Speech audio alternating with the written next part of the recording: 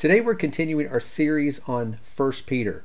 And as we've been going through these lessons, we've been noticing the theme of this letter is the true grace of God. Peter is writing about this idea of grace. When we think of grace, we generally recognize that it is the gift of God, something that is unmerited from Him, His favor that He bestows upon us. Well, what does Peter mean then when he talks about the true grace of God? Well, this is what it looks like in practical terms. This is what it looks like in our everyday life. So this is what we're seeing here as we go through 1 Peter. So in our lesson today, we're going to be looking at the second half of 1 Peter chapter 4. We're going to be looking at chapter 4, verses 12 through 19. Where Peter says, "Beloved, do not be surprised at the fiery ordeal among you, which comes upon you for your testing, as though some strange thing were happening to you. But to the degree that you share the sufferings of Christ, keep on rejoicing, so that also at the revelation of His glory you may rejoice with exultation. If you are reviled for the name of Christ, you are blessed, because the Spirit of glory and of God rests on you.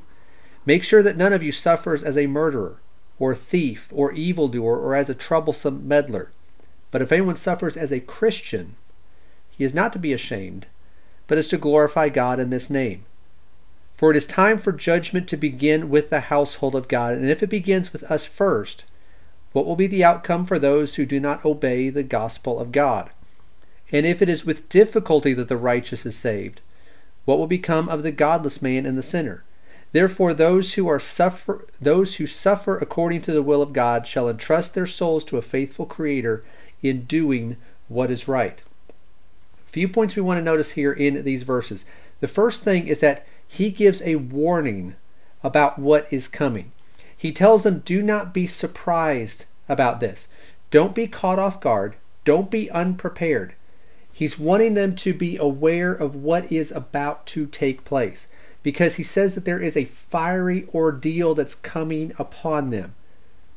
When something difficult is coming, when something is going to try to shake us, it's better to be prepared than it is to be caught off guard. So he begins with this warning. Don't be surprised about this. This fiery ordeal is coming upon you in order to test you.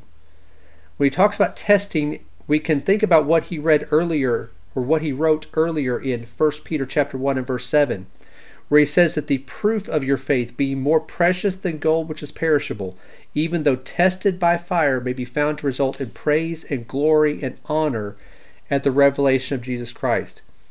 Your faith will be tested. You are going through this fiery ordeal which comes upon you for your testing. So don't be surprised at this.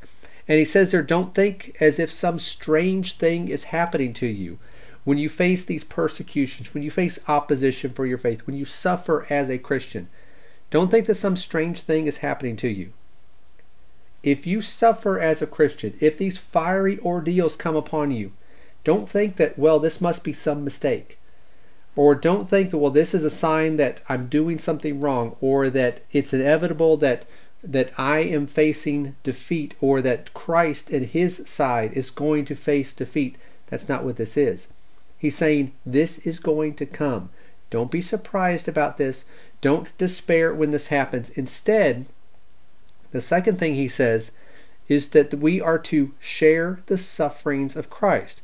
Verse 13, to the degree that you share the sufferings of Christ, keep on rejoicing.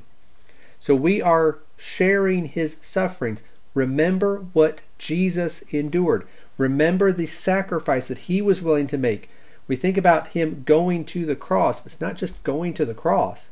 He was willing to leave heaven. He was willing to come to earth, live as a man, live like all of us. But He lived a perfect and sinless life and was killed for that, even though He did nothing deserving of death.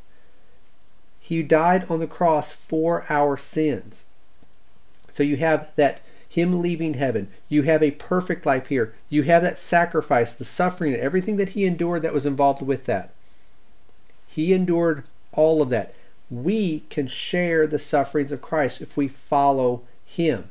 So the suffering that we endure, we might think this is difficult, this is something that we don't want to go through. He already did. He already went through this.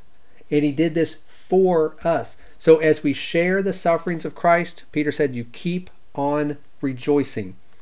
Why keep on rejoicing? He says, so that also at the revelation of his glory you may rejoice with exultation. When he is revealed, we will be glorified with him. We will receive that reward. He said in verse 14, if you are reviled for the name of Christ, you are blessed. Why are we blessed? When we are reviled, when we are mocked, when we are made fun of, when we are ridiculed, why would we think that's a blessing? He says there in that verse, because the Spirit of glory and of God rests on you. Because you have fellowship with him. You are one with him because you are sharing in his sufferings. You're following in his footsteps. So then the next thing he talks about, and really goes right along with what we've seen already, is that we are to suffer as a Christian.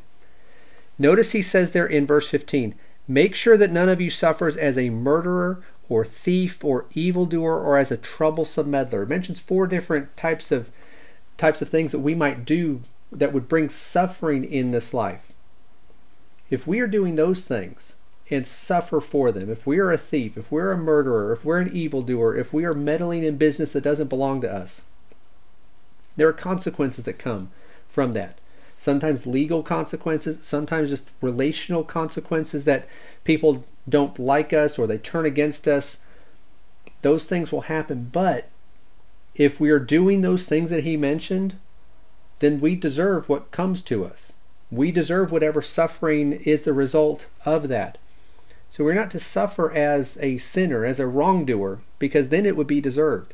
Instead, he says, if you suffer as a Christian, you are not to be ashamed. What is a Christian? What does that mean? The word Christian, the name Christian, means to be Christ-like. It is for those who are the followers of Christ, who are molding their life to conform to his image. If we are Christ-like, and again, as he already mentioned, sharing in the sufferings of Christ, so we can rejoice and we can look forward to that hope that we have fellowship with him, so we are blessed even though we are reviled. We suffer as a Christian. Do not be ashamed, because we are sharing with Christ. Instead of being ashamed, he said in verse 16, glorify God in this name. We bring honor to God, bring honor to the Lord when we willingly endure this. When we suffer as an evildoer, we're not bringing any honor to God. We're not glorifying God in that. We're simply getting what we deserve. But when we suffer as a Christian, through nothing that we've done to deserve that suffering, we bring glory to God. The next thing we see here, Peter says that judgment begins with the house of God. Verse 17, it is time for judgment to begin with the household of God. If it begins with us first, what will be the outcome of those who do not obey the gospel of God? If it is with difficulty the righteous are saved, what will become of the godless man and the sinner? He says we are being judged. Judgment begins with the household of God. We are already being judged. We are already being condemned by the world. This is what he's been talking about here in these verses. And then he says there, though, that if it begins with us, what will be the outcome for those who do not obey the gospel of God? As Christians, we've obeyed the gospel. We are following him. But what happens to those who don't? The world is judging us and condemning us because we are trying to follow Christ and they want nothing to do with him. What's the outcome for them? He's saying that there is a judgment for them. God will hold them accountable. And he says there in verse 18, if it is with difficulty that the righteous are saved. He's saying that it takes effort. It takes work on our part. We have to be willing to share in the sufferings of Christ. We have to be willing to do the will of God. If that's involved, if that is necessary in order for us to be saved, well, then what's going to be the outcome for those who not only aren't obeying the Lord, but also are actively opposing those who are trying to follow the Lord? What will be the outcome for them? We have to be diligently serving the Lord and obeying him and doing his will. And then the fifth point, how he closes this, is that he says we are to entrust our souls to God. Verse 19, therefore those also who suffer according to the will of God shall entrust their souls to a faithful Creator in doing what is right. Suffer according to God's will, for doing what he has called us to do. Again, not suffering as an evildoer, but suffering according to the will of God. We are doing his will. We are remaining faithful despite the persecution that comes and the opposition that comes and the suffering we have to endure. We remain faithful. We're suffering according to the will of God. And so as we do that, he says we entrust our souls to a faithful Creator. We need to put our complete faith and trust in God and trust our souls to him. Why would we do that? Why would we entrust our souls to God? We entrust our souls to a faithful Creator because it says he is doing what is right. No matter what happens, God has already shown his love for us. He's already shown that he cares for us. He was willing to send his Son to die on the cross for us. So no matter what happens, he's going to make things right. No matter what suffering we endure, no matter what opposition we face, no matter how much it might seem in the moment like we are facing defeat, he's going to make things right. He will do what is right. And so this is, as Peter describes, the true grace of God. Despite our sufferings, despite what we face that is difficult in this life, we have hope. So no matter what we have to endure here, let's put our faith in God. Let's put our trust in him. Because in the end, he will do what is right. In the end, he will make it all worthwhile. So whatever it is we have to endure in the meantime, whatever it is that we have to face, let's be faithful to God.